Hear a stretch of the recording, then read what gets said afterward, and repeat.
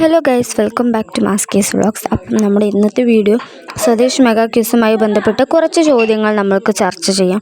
ഇത് വരാനുള്ള സാധ്യത കൂടുതലാണ്. അപ്പോൾ വീഡിയോ സബ്സ്ക്രൈബ് ചെയ്യുക, ലൈക്ക് ചെയ്യുക. അതുപോലെ നിങ്ങൾക്ക് അവസാനം ഒരു ബോണസ് ക്വസ്റ്റ്യനും കൂടി ഉണ്ടാകും, അത് അറ്റൻഡ് ചെയ്യാൻ മറക്കരുത്. അപ്പോൾ നമ്മൾക്ക് നേരെ ചോദ്യങ്ങളിലോട്ട് കടക്കാം. ആദ്യത്തെ ചോദ്യം, ഈസ്റ്റ് ഇന്ത്യ കമ്പനിയെ നിയന്ത്രിക്കുന്നതിന് വേണ്ടി ബ്രിട്ടീഷ് പാർലമെൻറ്റ് പാസ്സാക്കിയ ആദ്യ നിയമം ഏത്?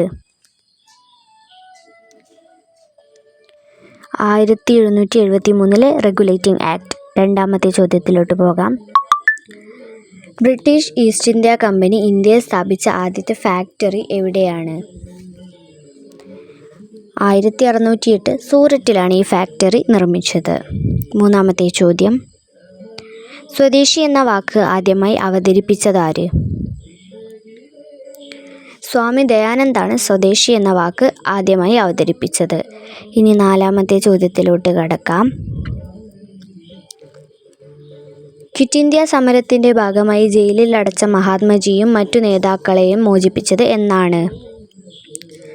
1944 മെയ് മാസത്തിലാണ് മോചിപ്പിച്ചത്. അഞ്ചാമത്തെ ചോദ്യത്തിലോട്ട് കടക്കാം.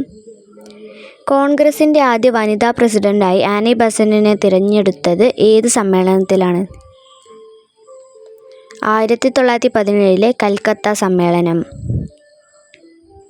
ആറാമത്തെ ചോദ്യം, ജാലിയൻ വാലാബാഗ് കൂട്ടക്കൊലയിൽ പ്രതിഷേധിച്ച് സർ സ്ഥാനം ഉപേക്ഷിച്ചതാര്? രവീന്ദ്രനാഥ് ടാഗോറാണ് സർ സ്ഥാനം ഉപേക്ഷിച്ചത്. ഏഴാമത്തെ ചോദ്യത്തിലോട്ട് കടക്കാം. ഇന്ത്യ സ്വാതന്ത്ര്യമായപ്പോൾ ഇന്ത്യൻ നാഷണൽ കോൺഗ്രസിൻ്റെ പ്രസിഡന്റ് ആരായിരുന്നു? JP കൃപലാനിയാണ് ഇന്ത്യ സ്വതന്ത്രയായപ്പോൾ ഇന്ത്യൻ നാഷണൽ കോൺഗ്രസിൻ്റെ പ്രസിഡന്റ്. ഇനി എട്ടാമത്തെ ചോദ്യത്തിലോട്ട് കടക്കാം. ദ ഇന്ത്യൻ സ്ട്രഗിൾ എന്ന ഗ്രന്ഥം രചിച്ചതാര്?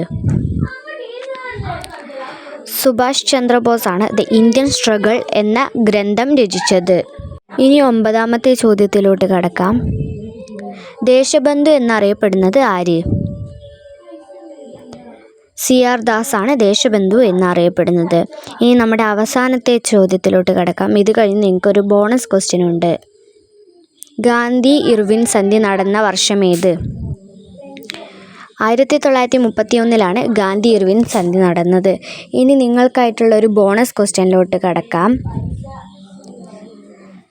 ഗാന്ധിജിയുടെ നേതൃത്വത്തിലുള്ള ഉപ്പ് സത്യാഗ്രഹം ഏത് വർഷമായിരുന്നു?